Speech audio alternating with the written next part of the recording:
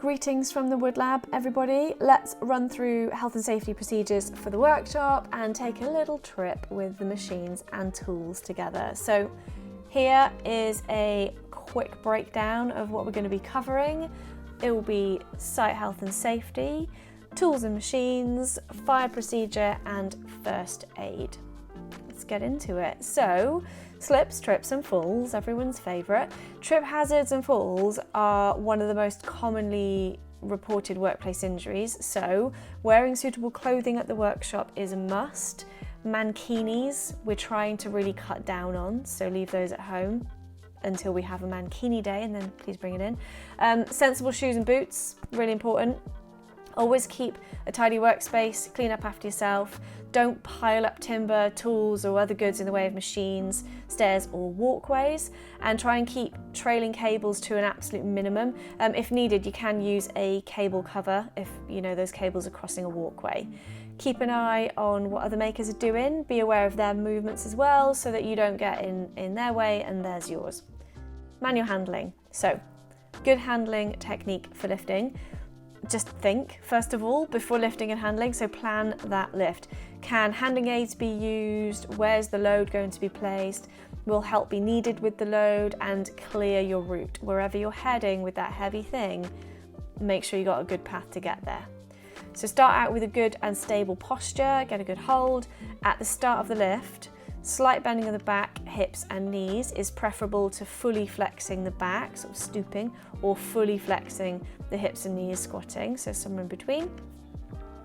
Don't lift or handle more than can be easily managed. There's a difference between what people can lift and what they can safely lift, so really keep that in mind. If you are lifting a heavy item, don't be afraid to ask for a lifting buddy. It's far safer for you and everyone else, and that favour is going to be returned. So get involved and help each other out lifting. So using stuff, so namely machines and tools. Check before using them. Are they sharp? Are they freely moving? Have they been well maintained? Understand how they work. Safe usage and suitable dust extraction, crucial. Damaged goods are going to be charged for, so do treat them with respect. And the best way to work is to be smart and efficient. Think tidy, think safety, think fun times. Right, noise. So those ear ringing times, right? Continuous exposure to loud or high-pitched sounds caused by using machinery and tools can actually permanently damage your hearing, and we don't want that. So take as many precautions as you can to reduce the amount of sound that is necessary. Wear approved ear defenders or earplugs to reduce the impact of noise on your precious little eardrums. Ear protection must be used when using all of the woodwork machines. That's just a standard. Adjust the feed rate of your work over a machine as well. If the feed rate is too quick, it does risk damaging the equipment, your work and your hearing. So that's another good thing to keep an eye on. And be mindful of your neighbours. So if you've got high levels of noise that are unavoidable with work that you're on, just warn those around you and apologise to the shared space. Right, dust and fumes. So sawdust, fumes, ventilation and extraction. Now, wood dust can cause serious health problems. It can certainly cause asthma, which carpenters and joiners are 4 times more likely to get compared with other UK workers, so this stuff's important. No tool or machine that generates dust is to be operated without adequate extraction, so either from a fixed local exhaust ventilation, affectionately called an LEV, or with portable vacuums. Another thing to note would be not to let piles of sawdust, shavings or chippings build up, so deal with that before it becomes an issue. Clean up while you go. It's just going to save you time in the long run as well. When suitable, do vacuum up your dust rather than sweeping it. There are portable extractors that we have available to do this. When suitable, vacuum up your dust rather than sweeping it. It's always preferable. There are portable extractors available for you to do this. I'd say always try to prevent exposure to hazardous substances at source. So if you can avoid using it, for example, maybe you could use a water-based rather than a solvent-based product. That's going to be preferable. Where possible, open doors, windows and delivery shutter if fumes are likely to be an issue and are unavoidable. Use a dust mask as well if you are creating excessive dust. A P3 mask is suitable for woodwork, so highly recommend them. And then medium density fiberboard, you know, MDF.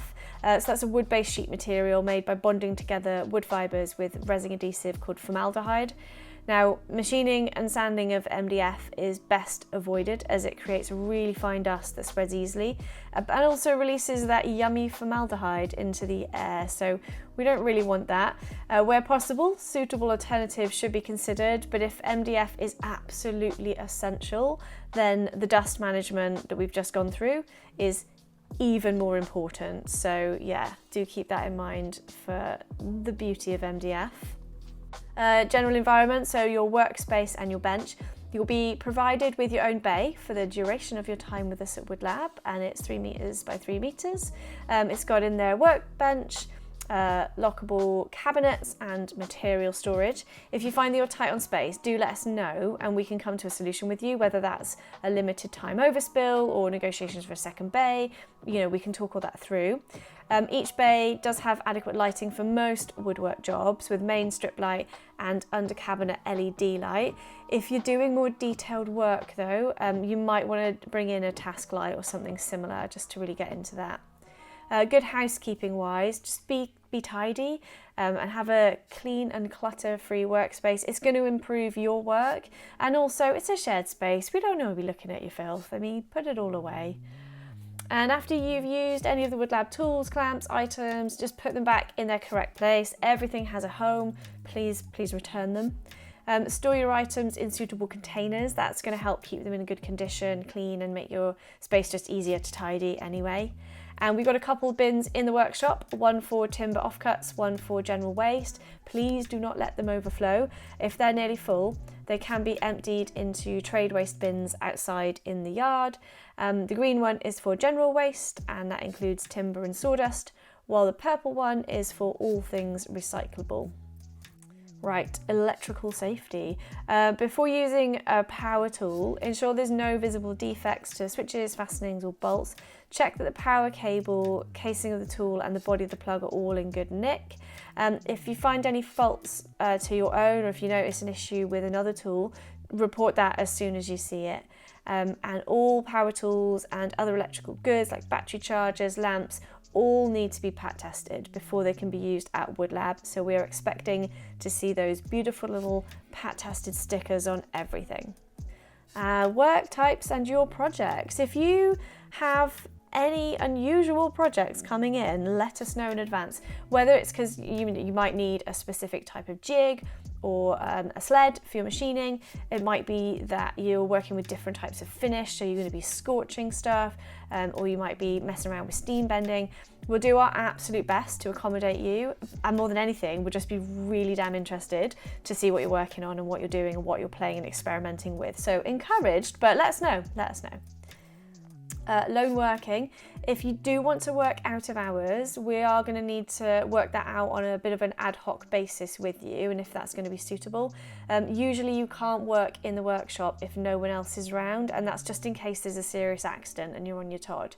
So we'll assess the work that you want to do, whether it's machining, using power tools or hand tools, and then we'll go from there with you. As a general rule, as long as there's a minimum of 2 people in the workshop or the office space, then there's going to be no problem with you working away into the candlelit hours to your heart's content. On to falling objects. So really important to just ensure that stored, items that are stored above ground level, so for example on the timber racks, are stable and will not fall easily if they're disturbed. So if you could store heavier items on or near the ground, lighter items higher up. Give careful consideration to the methods of stacking, handling and the movement of goods as well to prevent stuff falling down. Make sure that tall self-standing objects, for example like gas cylinders or objects leaning against walls, are either stable if they're accidentally knocked or are secured somehow, and that will just help with all that. Don't overstretch. There are step ladders available in the workshop for reaching higher up, and tempting as it might be, don't use unsuitable objects like boxes, chairs, your friend on all fours to reach up and grab things. They're going to be unstable, and it does risk stuff falling or you dropping your item or you falling, so none of that. If you are getting down large or heavy items, ask for assistance if you're uncomfortable with that object, or the shape is weird, or I don't know. Get involved, get someone to help you. Hazardous materials. So there are chemical substances that should be used in accordance to manufacturer's directions. Follow the guidelines for storing them, and please only bring into the workshop what you need. Flammables should all be kept in suitable containers, and where possible again, only bring in the amount you need to the workshop. So some timbers are toxic through touch, especially splinters or breathing in dust, or can be eye irritants. Carefully consider the wood that you're using, and if possible do avoid the more toxic ones. If nothing else, especially because the majority of these are actually often exotic non-native timbers, which is something that we do discourage here at Woodlab anyway. We do have a list of most timbers and their possible effects on health in the office should you need it, so give us a shout on that one. And then fire risks. So there's fire action notices all around the workshop, one at the bottom of the stairs by the fire hydrants. Do make yourself familiar with these. The Woodlab assembly point is in the main yard in front of the containers. So there's an assembly point sign there that you'll see. All of Woodlab is a no smoking area, really important to mention that. And there are 2 waste bins in the Woodlab loading bay. Purple one is for cardboard and the green one is for general waste. Do not leave your rubbish in your bay. Dispose of it responsibly. Put oily rags, cloths with solvents or combustibles and things like that. They mustn't be thrown away in the general waste, as they can spontaneously combust, and we're not into bin fires. There's an incinerator bin out by the loading bay shutter, and that's regularly dealt with, so put your filthy old rags in there. So fire procedure, we've got 3 types of extinguishers in the workshop. We've got powder one, we've got a CO2, and we've got a foam one. The dry powder fire extinguisher has got a wide range of use scenarios, including following organic materials such as wood and coal, fabrics, cardboard and paper. In addition to the above, they can also be used on flammable gases such as liquid petroleum, electrical equipment, flammable liquids such as petrol. And then moving on to the carbon dioxide fire extinguishers. So the CO2 extinguisher can be used on electrical fires and fires involving flammable liquids such as petrol. Do not use the CO2 extinguisher for fires that involve flammable metals, kitchen fires, or fires that involve materials like paper or textiles. So moving on to the foam fire extinguishers, much like the water type, the foam fire extinguishers can be used for fires involving organic materials. These organic materials will include things like cardboard, paper, fabric, wood, coal, and in addition to those organic materials, these extinguishers can also be used on flammable liquids, including petrol and paint. Really important that you do not use the foam extinguisher on fires that involve electrical equipment, kitchen fires, or any fires caused by flammable metal. If you do discover a fire, you must first raise the alarm by operating the nearest break glass call point or by calling the local emergency number. Our evacuation procedure at Woodlab is to 1. Safely stop your work, turn off any machines and power tools. 2. Leave the building through the nearest door with the exit sign. 3. Report to your designated assembly area. And 4. Wait for instructions from the emergency responders. And in case of emergency, please just call 999. So first aid, there is a full first aid kit in the cupboard on the stairs landing, and it also contains saline eye wash. Any accidents must be reported and logged in the accident book found in the first aid cupboard. If nothing else, just because it's really nice to have something to look back on our time together. Now, when it comes to trained first aiders, we've got a couple on site, and they are Al and Sylvie. Check the signs for any additions and contact numbers, because these names may change over time, they may not, so always cast an eye on that and keep up to date. And then when it comes to accidents, if you are working alone, Try and avoid using machineries and tools that could potentially seriously harm you. However, if you do injure yourself, phone a trained first aider as quickly as possible. Those numbers can be found on the first aid cabinet. If you suffer a serious injury, like super serious, then call the emergency number 999. As we've said already, do report any on-site accidents or even just dangerous occurrences to your supervisor or first aider. It's for your benefit as well as others. So for any accident, we're going to need to make an entry into the accident book found in the first aid cupboard. After any serious accident as well, we will conduct an investigation just into why and how the accident came about.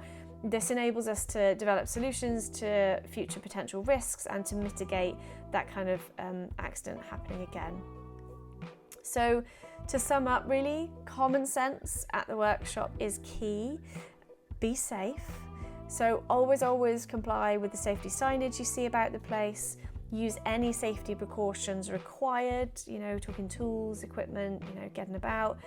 Look after your PPE, always wear it when required. Plan and organise what you do, be meticulous. Make sure that you are trained and competent and know the special risks of your work, and raise any problems with your supervisor or safety rep.